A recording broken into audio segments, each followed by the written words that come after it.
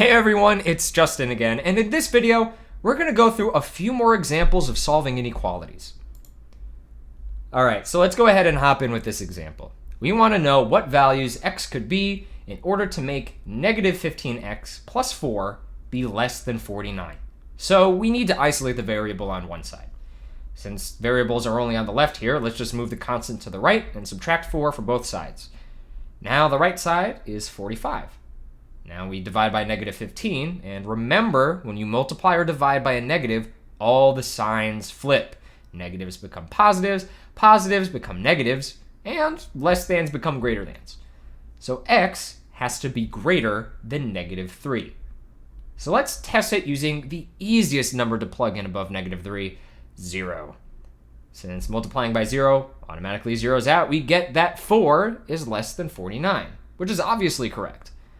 What happens if instead of a number above negative 3, we try exactly negative 3?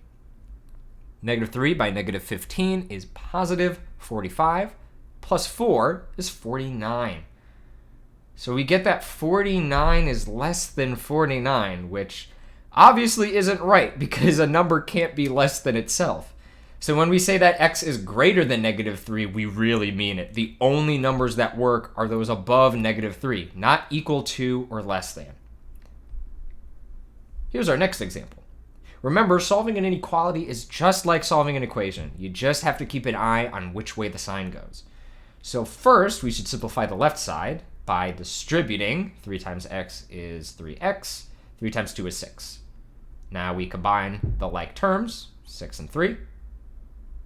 And now to solve, we subtract 9 and then divide by 3. Since the division is by a positive, not a negative, we're going to leave that sign exactly how it is. So x is greater than or equal to 1. I'll leave it up to you to check the answer, but remember that greater than or equal to is a little different from just greater than.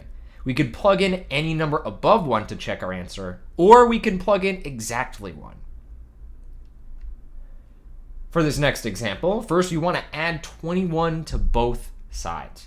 Remember, to cancel out multiplication by a fraction, you can multiply by its reciprocal. And when you multiply by a negative number, the sign flips. So we get that x is less than negative 18. Let's try out a number below negative 18. Negative 20 sounds fine to me. Negative 1/3 times negative 20 is not a whole number, but most numbers aren't, right? Negative times negative is a positive, and 1/3 times 20 is approximately 6.6 repeating, or 6.67. Subtract 21 from that, and we get negative 14.3 repeating is greater than negative 15. So using a number less than negative 18 works, even if it did give us a decimal. All right, last example. Subtract 1 from both sides, and then divide by 2. 3 divided by 2 is 1.5. So x is any number less than or equal to 1.5. Less than 1.5, you say? Sounds like 0 would be a great way to test it. If we plug in 0, we get that 1 is less than or equal to 4, which is true. Let's also test the equal part of less than or equal to. So let's plug in 1.5. 2 times 1.5 is 3, plus 1 is 4. So 4 is less than or equal to 4. Is that true? Yeah, it satisfies the or equal to part. So any number that is 1.5 or less will work for x. All right, I think you got it now. Make sure to practice because in the next lesson, we're going to be putting inequalities into word problems.